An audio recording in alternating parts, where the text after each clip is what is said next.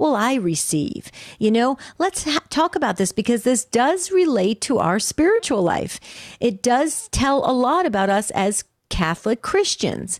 So please share with us. You'll speak to Ryan Penny. He is wonderful. We say this every single time. I just think he's just a wonderful young man. I can say that because I'm a grandmother now. And he is delightful to talk to. You'll speak to him. He'll put you on hold. You get to listen live, and then you jump right in. We already had our friend Gigi from New Jersey. She says she's a giver all the way. Yes, she is. Very much so. She makes time to really help others. And that's a good thing. But now, Jerry, speaking about balance, if you're a giver all the way, right, Jerry, you have to save some for yourself, do you think? Absolutely, I think so. And we can easily get burned out if we just give, and never take. And I think the way I'm understanding this idea of being a taker, Debbie, is, it can involve taking advantage, but it can also, to me at least, it can involve just simply receiving what other people want to do for us. And I'd love to hear from anybody if you have difficulty being on the receiving end of people who want to give to you, be charitable to you, to be kind to you, to do things for you. Is it hard for you to receive that? 833-288-3986. Or maybe you have really evolved from a place in your life where you really were someone who said, what's in this for me? How can I get mine? And you were more of a taker than a giver. So a lot of directions this conversation can go. Maybe you know a taker. Maybe there's one living in your household, and you're thinking, I need some help on this. I live with somebody, a family member, and they just are constantly expecting things from me. And I'm drained. I feel very resentful. And it's a tough thing to deal with takers. Have you ever had takers in your life, Jerry? I have. And it's very demoralizing, and you get very depleted, resentful, and eventually you just want to, get away from them. Have you ever had that? Yes. Yeah. All the above? Yeah. Oh, you want me to elaborate? Well, yeah. The names are changed to protect the guilty, but no, I think we all have had this experience. And you know what? It's really kind of when people really are only looking out for themselves. And that's kind of, I think, a rare person, but I've had a few of those in my path and along life. It really is kind of ugly, it just feels like you're going, oh, how come this person is only out thinking of their own interests? And I think, Debbie, I would say a lot of people are maybe broken and wounded, and maybe have been deprived at some time in their lives of things, and that's why maybe a little bit later in life they just feel a little insecure, and they think, I got to be, the first thing I have to do is get mine, and then we'll worry about other people. So, right. Does that make sense? Yeah, to kind of feed the insecurity, or maybe even to feed the ego. So that's very interesting. Yeah, Jerry, I would agree with that. I learned that actually in life skills training. They actually talked about that. So you are spot on about that. But Jerry, also too, what about the fact that maybe sometimes people feel like they're in this kind of victim mode, where they're always thinking, it's all about me. The whole world revolves around me. I've been hurt. I've been wounded. And so now I expect things in order to try and make me heal on some level. I mean, is that a possibility? What do you think? Like entitled, people feel entitled. Yeah. I think we don't have to look far. Just watch the happenings in the news or what's going on in our region, our area, our neighborhood, our city, our state, our country, whatever. So I think there are definitely a lot of people with the entitlement mentality. But I just have a feeling most of the Take Two family, Debbie, would be a little bit more of the giver than the taker. And we're going to hear from some of them. We got several people on the line, but a couple lines still open right now. Yeah, this is your chance to get right in and speak to Ryan at 833-288-3986. You can also text us. You text the letters EWTN to 55000, and we will be waiting for your response. Jeff Burson is right on social media. You can go on YouTube, Facebook.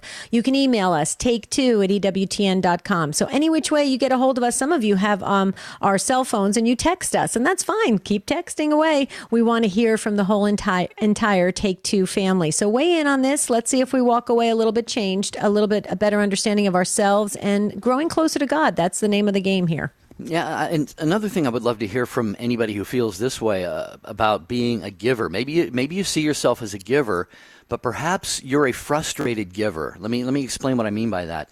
Debbie, I think the same kinds of wounds or insecurities or maybe just things we've experienced can make us feel like we have to be doing for other people all the time.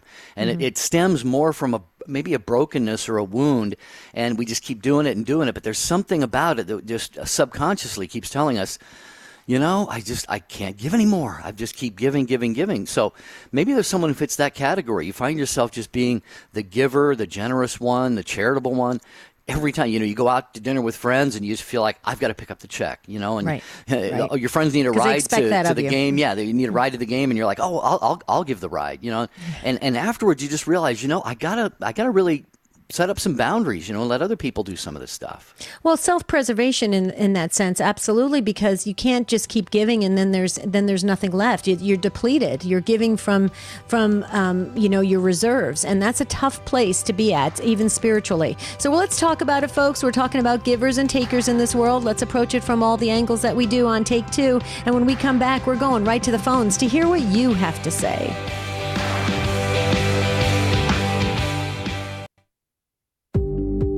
We know you like listening to Take Two with Jerry and Debbie on EWTN Radio, but have you thought about bringing them to your next event? No matter what type of event you're hosting, parish mission, conference, or retreat, trust Jerry and Debbie to make it come alive. Begin the process today of taking your presentation to the next level of success. For information on booking Jerry and Debbie, visit take2show.com, click on the J&D logo. Hi, I'm Doug Keck, inviting you to join me next time for a special international interview with Father Joseph Roche, Vicar General of the Marians of the Immaculate Conception, about his book, Rome, A Pilgrimage with Mary. At shrines, they can find the Lord and sometimes rediscover their faith, and then they can get back into the regular life in the parish. EWTN Bookmark with Doug Keck brings you the best Catholic authors, Saturdays at 4:30 p.m. Eastern, Sundays at 9:30 a.m. Eastern on EWTN Radio. Check out EWTN's official YouTube channel. Just follow the link on our homepage at EWTN.com or go to YouTube.com/EWTN. Watch EWTN's live shows or today's homily from the Daily Mass. Click the upload button to see our most recent clips. You can also find all of EWTN YouTube content by clicking the playlist button. It's all on the official EWTN YouTube channel at YouTube.com/EWTN. Visit.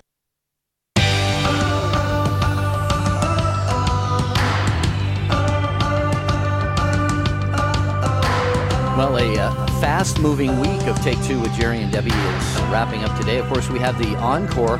The show airs it live right here at noon Eastern Time on on all of the stations you're listening to right now. And also there is an encore at midnight, and then we have the best of Take Two with Jerry and Debbie at noon Eastern on Saturdays. So we're coming at you a lot of different times here. And there are other great, I didn't get what are we supposed to plug right now, Rich? Debbie, I didn't see the...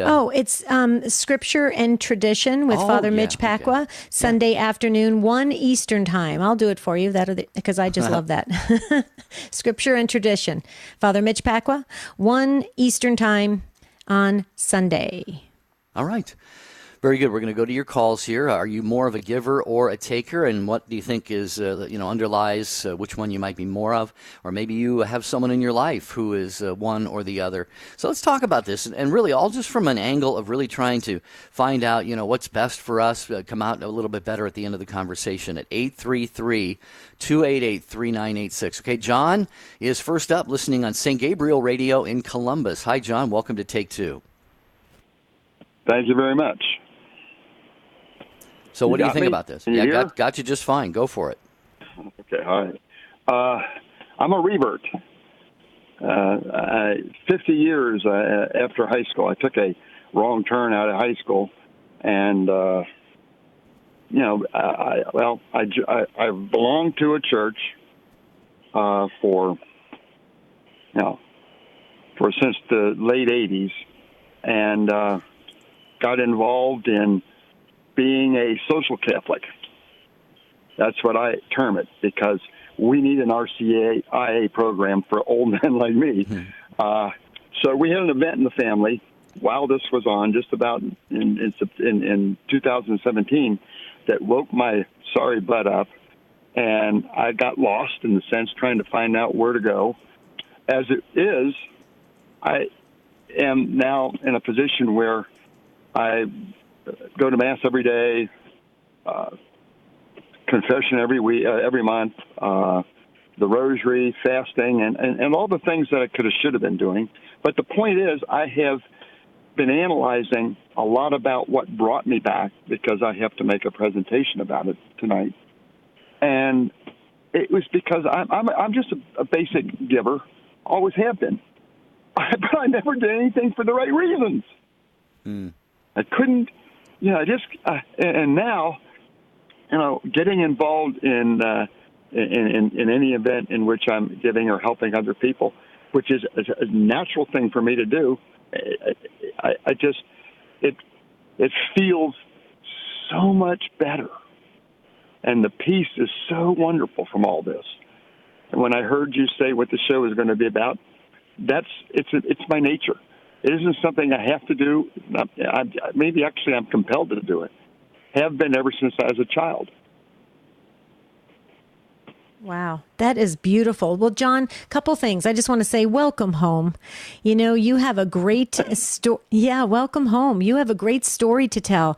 And you should tell it from that perspective of you being a giver, and you now it feels right, and now being in alignment with God's will, and you found it back in the Catholic Church. You know what? That's huge. That's huge for folks, because people are seeking. People want the truth.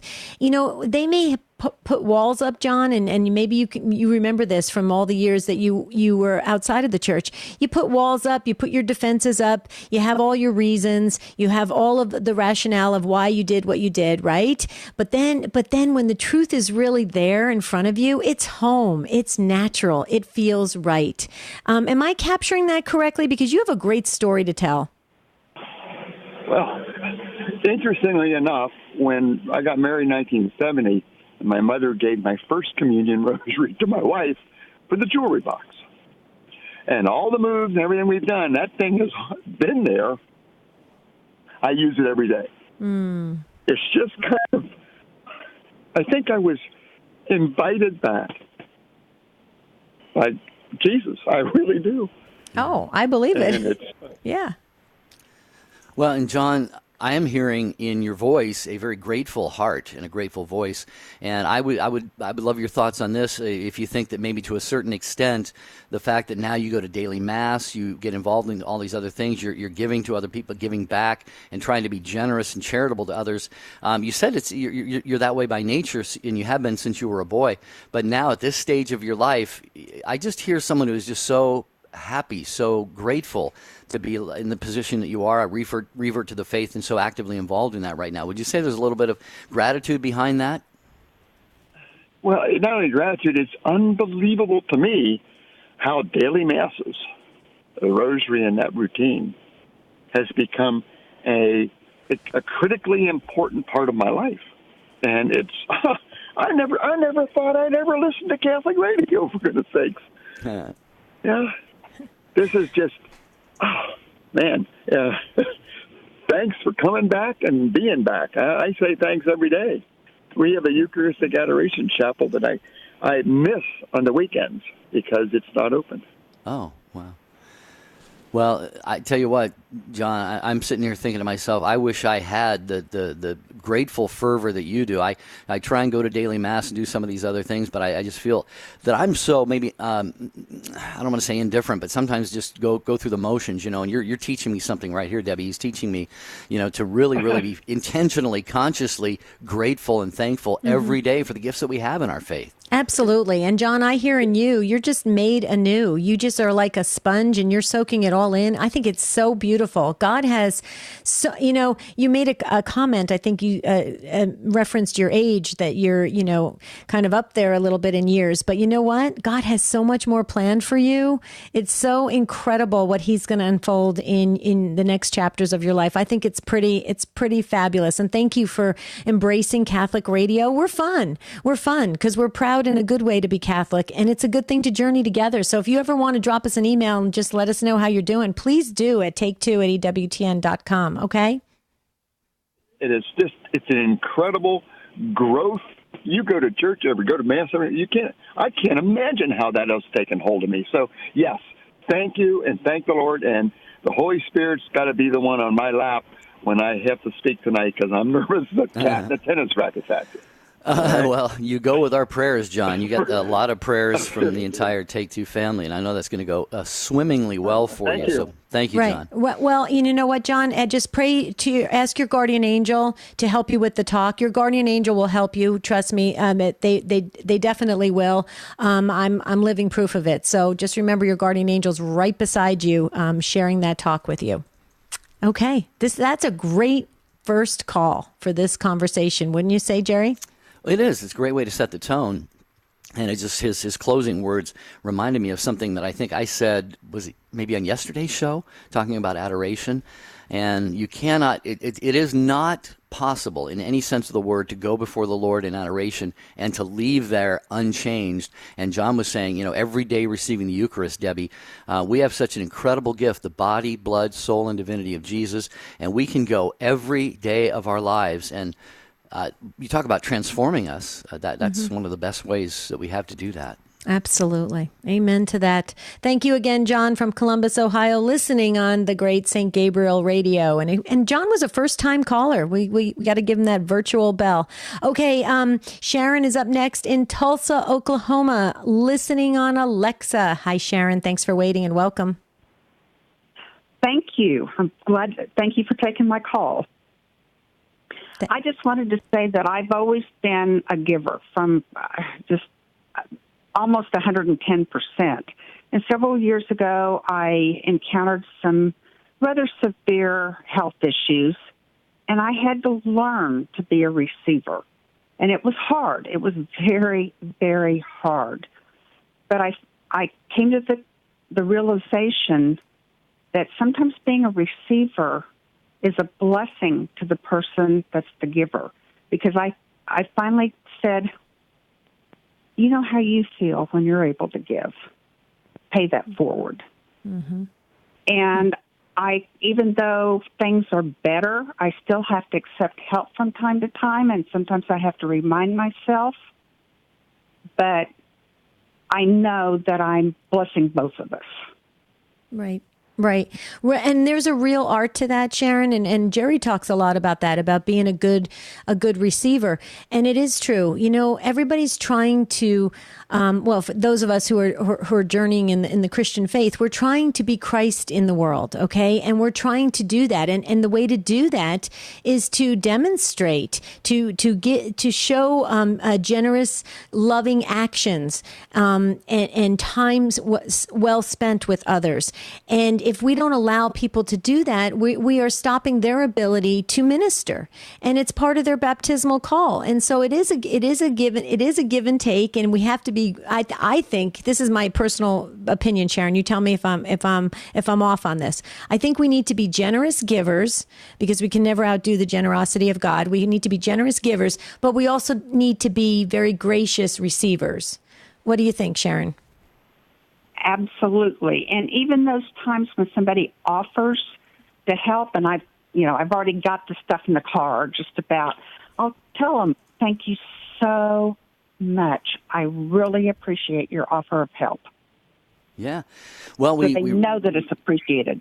And both are important, and it's important for us to remember that. Sometimes we think we're called to love and be charitable, and charity is one of the highest virtues. Of course, we know in heaven, faith, we won't need hope, but charity, love will still be there. But as I think it's in Acts chapter 20, Jesus himself is quoted there as saying, it is better to give than to receive. So if one thing is better, that means that the other thing is also good, but it's just one thing is maybe a little bit more beneficial to us or to others. So I think I would share what you are going through, Sharon, and what you've shared here on the air in the sense of, it's always been hard for me to receive as well, but I think I'm getting a little bit better at that, but it's always good to focus on giving as well too. What do you think, Deb?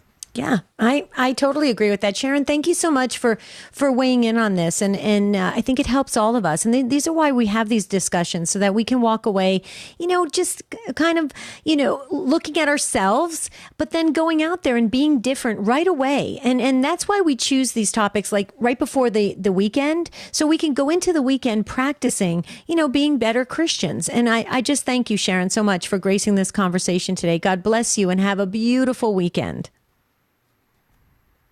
Okay. We've got a lot of calls on the line right here, as always, but there is a line available for you to join the conversation. Take two with Jerry and Debbie. It could almost be take three, because it's your participation Right. that drives the program here. And we want to thank Rich and Ryan and Jeff, the show team in place today. And we're talking about givers or takers. Which one do you think you're more of? Do you have somebody in your life who is maybe maybe a little bit of a taker? We don't need to mention names or anything, but just how we sort of roll with these things in our lives. So we're going to talk to Kurt next in Boston, listening on the Station of the Cross. Hi, Kurt. Thanks for waiting and welcome. How are you, Jerry? How you doing? Can you hear me? Just fine, Kurt. Thanks. Yes. I'm a convert, 27 years, and in that time, I basically came into the faith, had a heart attack, but my daughter, who is now 41, been dealing with drug addiction, very, very bad drug addiction, for basically 23 years. I'm raising my grandson. My other grandson is being raised by a transgendered person, and I have no problem telling the faith. I have no problem witnessing to the faith. But what I do have a problem with is when you're dealing with drug addiction, you're dealing with a lot of manipulation, you're dealing with a lot of giving.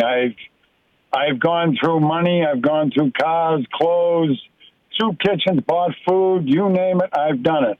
And little by little, I try to pull away from it because, you hear about forgiving people and you hear about, you want God to forgive you, just like in the gospel of the 10,000 talents, and then the person couldn't forgive the person who owed him 100. So here I am, my daughter is on a warrant and in jail, and she's begging me, please give me, pay up to $500 to get me out on bail. I said, well, I did it the first time right at Christmas time, and a friend of yours put up the money and I repaid him, but I never got anything back. And that same warrant is still out, and of course the lying and the cheating. And, I'm raising my grandson, who's now going to be 16.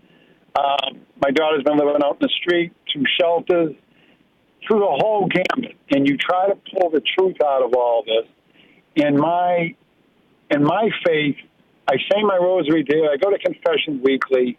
I try to confess all my faults and then ask God to give me the grace to deal with all this deception, because I think one of the biggest tricks of the devil is to use your emotions as passions against you. And I think God permits all this so he can walk you through it. And I'm trying to say, I'm not going to let you out until I know the whole situation. I'm not going to bail you out. You have to face this. But the guilt eats me alive because I watch my wife. It's our only daughter. She's my stepdaughter, but I've raised her since she was 12. And it's been going on and getting steadily worse. And, I go back and forth, but I'm trying to hang tough. Right. Well, I tell you what, Kurt, we are going to hit the pause button here in just a second. Great setup to come out on the other side of the break and talk about this. God bless you, first of all, for what you're doing, what you're going through. And I know it really is kind of a tug of war in your heart to decide what to do with your daughter in this situation, and you're raising your grandson, like you said. So a lot of dynamics, a lot of balls in the air here. And I know Debbie will have a couple thoughts. I have something actually that I can refer to, and it has to do with today's readings, the gospel at Mass. So hang on, Kurt. We'll get to you back to you in just a minute. We got Sydney on the line, and we have Kay as well. And you can join us at 833-288-3986. Al Cresta. The secular press just doesn't get our story. They don't even understand it. And so it's incumbent upon us to get the story straight and get the story out. The leading Catholic voices are on EWTN Radio. Too often, we let people's actions determine our reactions. Stop living that way. It only makes you unstable and miserable. Listen, if you have a bad boss, work with a smile. Because he deserves that? No, because you do. God's calling you to be a joyful person today. If you're cut off on the freeway, wave with all 5 fingers. God's calling you to be a witness, even if that other driver isn't. If you have a kid who's driving you crazy, do extra to show how much you love her, because that's the kind of parent you're called to be. No one gets to dictate the kind of person you are except God. That's not being a pushover, that's real power. It's the kind of power Jesus showed us when he was tried and crucified and still loved those who were killing him. Their actions didn't determine his reactions. God is love, and he acted out of who he is, not who they were. And that's how we're called to be. Send us a message at connect@reallifecatholic.com. This is Chris Stefanik from reallifecatholic.com on EWTN Radio. The wisdom of Mother Angelica. What do you do on Sundays? You go to church? No, I golf. Ever make a hole in one? No. Well, why don't you pray a little bit? Pray. Yeah, pray. Oh, why I need to pray? I could give you 50 reasons. For more information on Mother Angelica, visit Religious Catalog at EWTNRC.com.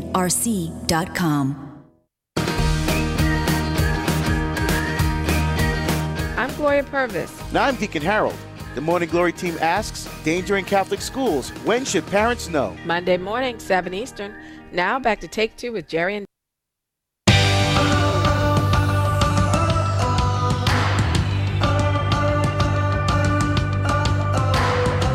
This is your show. It's Take Two with Jerry and Debbie. Thank you for your calls today. We're visiting with Kurt in Boston, listening on the Station of the Cross about giving and taking. And Kurt has mentioned that his daughter is involved in addiction and is incarcerated in a jail right now. And she is asking him to come up with the amount of money to get her out right now. And I know, Kurt, you mentioned that I believe you mentioned you're a giver, and it's really hard for those who are givers by nature when they come up against a situation like this to maybe withhold, to maybe not give in that particular moment when it's going to be for the better good of another person. So I'm sure you're in a dilemma right now.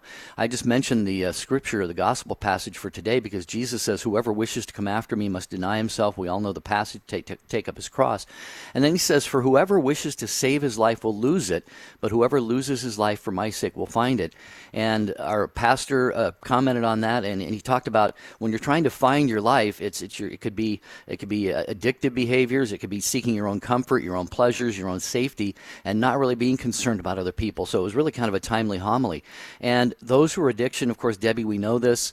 We're not expert counselors, but I think it doesn't take one to recognize that those who are involved in addictive behaviors really are very self-centered, seeking their own security, their own comfort. And that's not necessarily a malicious thing to say about that. It's just really this is kind of the way things develop with people who are addictive in their lives. Well, yeah, because you're not only dealing with the person, your daughter, Kurt, you're dealing with the addiction. And so it's you're really caught, in my opinion, like Jerry said, we're not experts in the field or any trained counselors or specialists, but we've lived a long life, Kurt. And I'll tell you what, it sounds like you're caught between a rock and a hard place. You probably have heard the terms, well, you got to have tough love, or you're enabling, you're doing this, you're doing that. Guilt can be a great motivator, but it can also be very destructive. And that is why we constantly tell people, Kurt, please get some spiritual direction for you and your wife. You guys need to be one mind on this. It should not be that, you're trying to please your wife because it's your only daughter. You're trying to keep harmony in the family, but yet you don't want to be an enabler. You don't want to, continue this bad pattern. That's why if you could get some spiritual direction for you and your wife, and also professional help for you and your wife together, you guys have to be on the same team on this, because it's not fair to do to you. You're dealing not only with your beautiful, precious, only daughter, you're dealing with the addiction, and that's too much to bear. So my heart goes out to you. I just want to let you know, during the break, several folks texted in and said they are praying right now for your entire family. And I would also say that you and your wife should pray together. Ask St. Teresa of Calcutta to intercede on behalf behalf of your family. She has been known to take people off of the streets and to help people with addictions. So I don't know if any of what I said helped, Kurt, but I feel that from my heart to yours.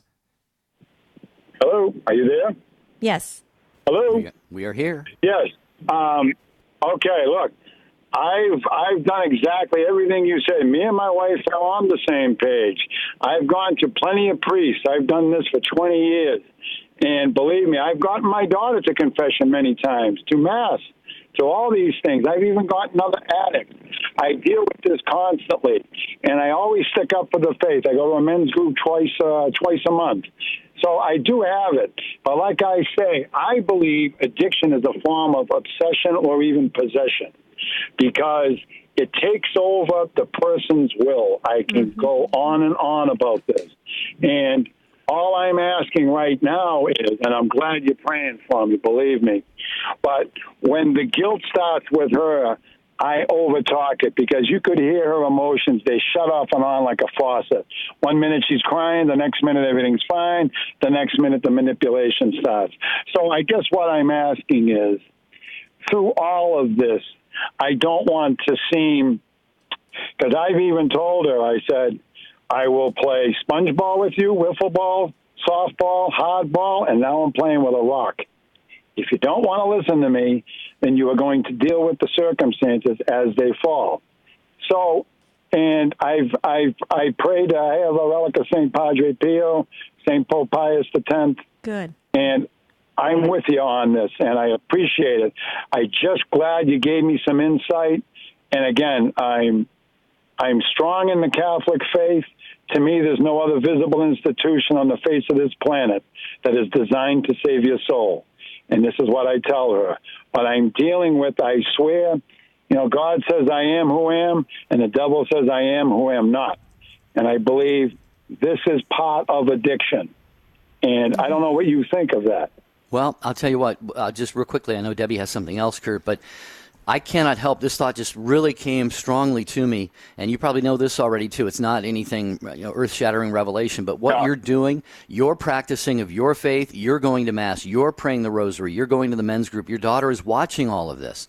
Okay, she is trapped maybe in an addiction right now, but there is hope. There is recovery from addiction. There is hope that she has a very bright future. But the thing you can realize is you're planting the seeds. You've said it a few times now. You always speak the truth in love. And Debbie, when the truth is spoken, it penetrates the heart. And people, those are seeds that are planted that her daughter is going to. I really believe we're going to see those watered and flower someday. Mm-hmm. Well, and what I picked up on, Kurt, is that you're being that lighthouse. You're being that unwavering force, that hero in your daughter's life. Okay, when she comes out of this, okay, she's going to remember all the times that you stayed steadfast in your faith. You spoke the truth, like Jerry said, in love. What you're doing for your grandchild, I think that is amazing, raising your grandchild. I mean, you're doing so many great things. Like I said before, my heart breaks for you because I had a child going through major addiction, and it's tough. You're not only dealing with your precious child, you're dealing with that horrible addiction. So we just wanted you to know, Kurt, that we feel your kind of your pain and your frustration. I mean, it's tough. Anything else you want to share with all of us? Yeah, one more thing. I lost 2 nephews to addiction because my brother was burned alive in an electrical explosion 22 years ago, and his 2 sons were both found dead from drug addiction. My 2 nieces, one was run over by a train who was homeless, and the other one was found by her daughter, who shares the same birth date as my daughter. And so I know what drug addiction does. And, you're dealing with debts and all kinds of things. And you try to be there for people, give them the sacraments and the whole 9 yards. So to all of this, I was dealing with the drug addiction as people are dying, probably 11 people in 20 years. So I keep dealing with this. My grandson, I tell him, when you receive on the tongue, you receive from a priest, he goes to Catholic school, and I'm trying to teach that with my grandson, but it's funny. God's a comedian. He says, well, I'm going to trust you with something else. And now he gives me a transgendered person and everybody else. I get hit from all sides. So I guess my whole question is, I don't want to lose my faith. I don't want to come across like I'm holier than thou, because I'm not. But I want to make sure all my decisions are right. And I just wanted to talk to you people. I'm glad you're praying for me. I just hope I can continue to make the right decision. But my right decision right now is not to give her that bail money, correct? We can't advise you one way or the other on that, Kurt. It's just a situation like we were talking about before, where you being a giver by nature and all your life you have been, and the love of your daughter. I mean, come on. I mean, these are things that are really going to be mitigating in favor of you doing that. But you have to ask yourself, pray about it, but pray to your guardian angel for help, and pray to the Holy Spirit for enlightenment, Kurt. But it's not something that we can advise you on right now. But Debbie, I think I know we'll do the right thing. I really feel it in my heart, because he's a very good man, and with the prayerful approach that he's taking, I think it's going to. He's a great dad, a great granddad, and I'll tell you what, Kurt, you've got prayers all around you. You will know if you stay rooted in prayer. You'll know which way to go and how to deal with your family. The Lord will never let you. He'll never let go of you, never. So, Kurt, I agree with Jerry. Ask your guardian angel to help you with these decisions as well. But keep us posted, please. It's our Take Two family. We worry a lot. Okay, so keep us posted. You can drop an email to us at take2@EWTN.com. And God bless you, Kurt. We're praying that you have a beautiful weekend. I want to add one other quick thing here, Kurt, Sure. if you're still listening, and anybody, if anyone listening, if you are dealing with addiction or you have a loved one who is, we mentioned this saint on the show that we did on the opioid program, Debbie, a couple of episodes of that. But there's a saint. He was a Chinese man. His name was Mark Ji. That's J-I. I think it's pronounced Ji.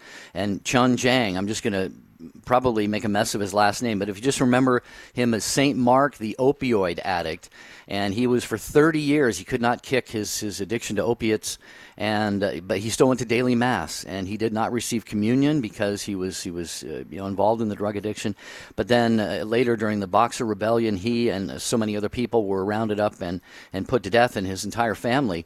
And the reason he is a saint now is because he was a martyr for the faith. But he said to all his family members, "I want you all to go first." He said, "I want to die last," because he didn't want any one of them to die alone. Wow. And that's just a beautiful act of charity. And so here, Debbie, in the midst of this scourge of addiction, 30 years, opiates, and he still had the grace. See, the grace of God is there. The grace works in every situation. So I know for Kurt's daughter, the grace of God is already very much at work in her heart. Yeah. And our wonderful Take Two family is really stepping up. Kurt, if you're still listening, we've got fine folks saying a special rosary for you, because they could sense the pressure and stress that you're under right now. They're saying a special rosary for you, that the best decision for your family will be made. This is beautiful. You know what? We storm heaven for those the body of Christ, and I think it's wonderful that we're all in this together, and that I hope that brings Kurt and his family some comfort today. Real quickly, Mary Beth from Marietta, Ohio, she weighed in. She said she's a giver. She's a giver, but with family, resentment can build up, especially if family can be hurtful. Sometimes we cross boundaries very easily in families, and she just prays to the Holy Spirit to kind of nip it in the bud real quickly, and to talk to family in a loving way and just express how she feels so that resentment doesn't build up. I think that is wonderful practical advice. What do you think, Jerry? Yeah, absolutely. Always love to hear from our listeners with advice and with comments and help for other listeners. In fact, we just got an email from, I just had it on my phone there and I lost it for just a second here. Okay. Well, it was a suggestion for Kurt. Oh, Josie. Kurt Josie, one of our listeners, just said you may want to talk to Dr. Ray Garendi as well, because Josie says he gives spot-on advice, and he comes on right after we do, Kurt, when the doctor is in. So it's another possible resource, Debbie, for not only Kurt, but many other people to turn to. Absolutely. Dr. Ray. And CatholicCounselors.com, the pop checks, great work that they're doing with their team of counselors. I would recommend that as well. There's so many resources and programs and support groups out there, Catholic Christian support groups, and that's wonderful. We need the support, folks. Don't try to do this alone. We're in this together. Okay, let's hear what Sydney has to say. And Sydney is in Texas, listening on Guadalupe Radio Network, and is a first-time caller. Hi, Sydney. Welcome. Good morning. Thank you for taking my call. Sure. I am a giver, and I run a food pantry. well, just not me, but my family and volunteers. And I see a lot of all sides of what you're saying. We have people that come to us that, constantly have a handout as to thank you very much. Now, what else can you do for me? And I want to comment on that because a lot of people, I think, are raised to where they're in, I don't know if you would call it a rut, but just kind of a continuous thing where it goes on from generation to generation because they don't know how to break the cycle and they haven't been taught how to break the cycle. So not everybody who has that handout is trying to, I guess, work the system. Some of it is just they don't know any better and they don't know how to get out of it. And so we try and help some of those people when we see that. And then there's others that it doesn't matter what you do, that's the way it's going to be. But the few bad apples in the barrel don't spoil the barrel. Don't think of it that way. God said that you help your neighbor, and your neighbor is everybody. And that's the way I've been raised. That's the example my mom has set for me. And we try and live by that example. Wow, Sydney, thank you so much for the beautiful ministry work you're doing at the food pantry. I mean, the corporal works of mercy you're performing on a regular basis is absolutely beautiful and life-giving to others.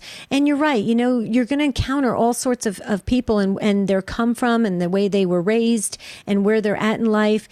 And, the thing that gets me sometimes is when I hear stories like yours or your experience of working with people on a regular basis, it very much troubles me because as Sydney, help me with this, because I get such a sense of I feel accomplished. I feel proud of myself in a good way, in a healthy way. Okay, when I'm doing something that I feel is productive, that I'm being useful, I'm doing something, I'm giving to the world. I feel bad when you say when people are in a rut or they're stuck, when they're constantly absorbing, but they're not feeling productive. That breaks my heart, and that kind of leads into why I feel so strongly about where we're headed in this country of giving handouts, every which way. How are people ever going to realize their self-worth and what they are able to do? Sydney, help me with this, because I have always struggled with this. So we don't give a handout. We give a hand up. And we let the people know that we are there to help them. They're going through a hard time. They're having a bump in life or whatever. So what else can we do to help you? And we look at all kinds of resources, suggestions, or whatever that we can to get them back on track. And granted, we have some families, like our seniors, that are on a fixed income, and we help them as much as we can. And we know that those people are going to be there every month, to get assistance with their groceries and food and whatever else we can do. That's just a fact. And there's not a whole lot that we can do in that situation except let the government know what's going on and where the help is needed in that particular age group. But on even our advertisement in our food pantry and our motto is it's a hand up. It's not a handout. I love that. And you look at it that way, and then we have people that come and they say, well, Miss Sid, I don't need you this month. Guess what? I got a job, or something's turned around, or the education has come through, or just all kinds of scenarios in their life that are making them do very well.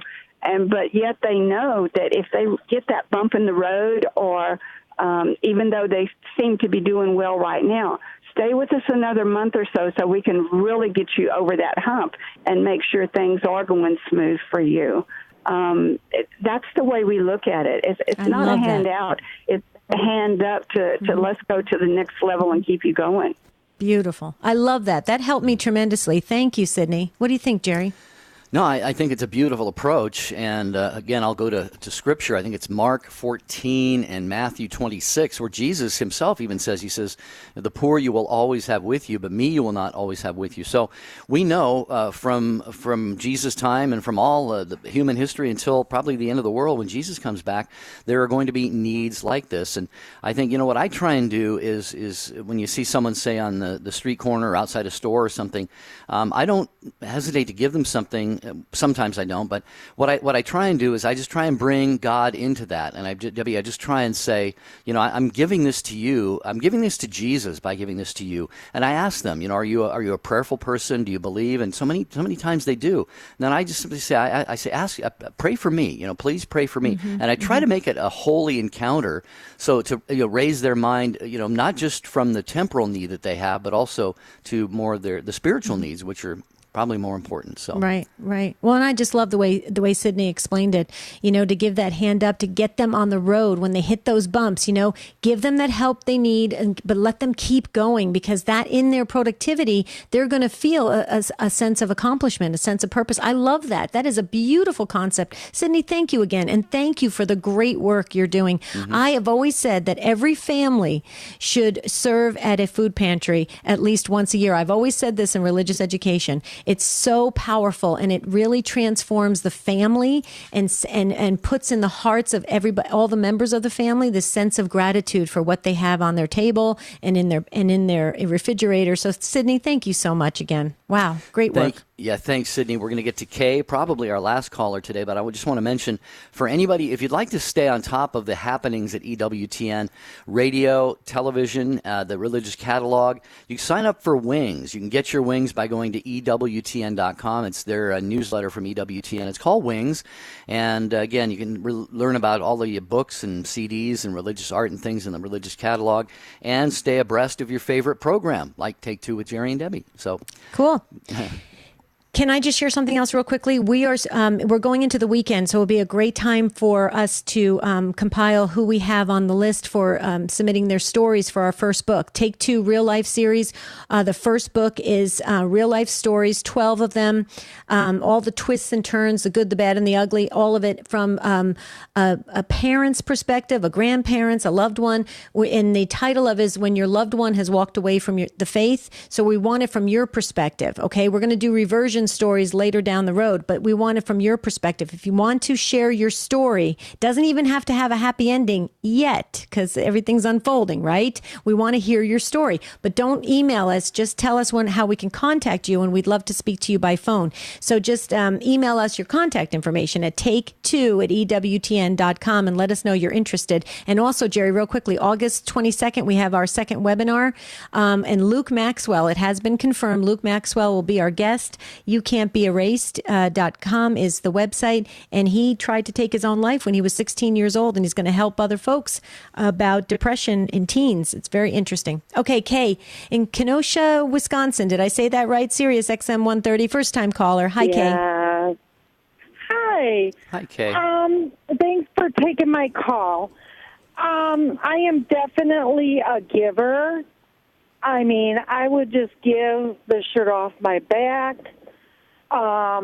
Yesterday, my husband and I went and we gave over $200 worth of school supplies to Salvation Army, and I'm always helping people out. I'm always giving.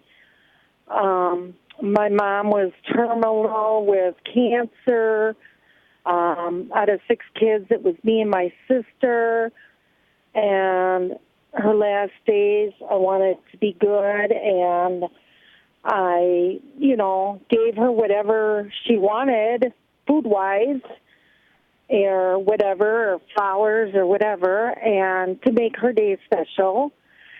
And I just, my sister can't believe how much I give. I give to the church. I give homeless people if I see them on the street and they're carrying their sleeping bag, I will give to them. But you have to use discernment on giving, because God blessed me a lot. A friend of mine passed away, and she left me quite a bit. But there's people that will come into my life and say they need, and, they really don't need because they're gambling, their money away or whatever. I had a situation the other day where a lady, her family member is passing, but they are extremely financially stable, but they wanted me to pay their way to Arizona and back. And I pray about it, and the Lord, you know, I have a very strong relationship with the Lord, and, you know, I don't believe He wanted me to give it to them. So, but I mean, people will come to me, and people that I, you know, even in school, if they know I have money, they will come and they'll try to get you to give it to them, and, you know, so you have to use discernment. But my dad was a very big giver. He was a large potato, cabbage, onion farmer in Summers. And one time we were out and about driving around over by his fields, and there was people picking potatoes out of his fields, you know, digging them up. Real quick, Kay, we got about 15 more seconds. If you can tie up that story for us, go ahead. Okay. But anyway, he didn't call the police. I said, Daddy, you calling? No, I'm not calling the police. I need those potatoes. Otherwise, they wouldn't be in my field. But anyway, and I just wanted to say something else real quick. Well, Kay, we're going to be out of time. Kay, I apologize to you sincerely. You're a dear soul, but you're going to hear the closing music for the show here in just a couple seconds. And Debbie and I have the unenviable task of having to wrap up the show and do it abruptly. Sometimes I apologize for that, but I'm just hearing, Kay, you are a very giving soul. I know Debbie would say, you know, who is giving to you? You know, who is helping Kay? Make sure that you open your heart to be receiving as well. But you know, in the prayer of St. Francis, you know, it says, for it is in giving that we receive. Debbie, it's in giving that we become fully who we are supposed to be, but not being taken advantage of. And Kay said she prays and discerns about these things, so that's a good approach. I agree. I think it's a beautiful approach, Kay. And you had something more to share, but as you can hear by the music, we're running out of time. So email us, Kay. We'd love to hear from you at take2@EWTN.com and hear the rest of the story. We want you to have a beautiful weekend. We have the best of Do You Believe the Church Wouldn't Embrace You? That's Saturday's show. And on Monday, we're going to be talking about your child's first accomplishment. You get to brag about your child. I'm going to love Monday's show, Jerry. Until then, we want to wish everybody a beautiful and blessed day. Weekend. Weekend. See you soon.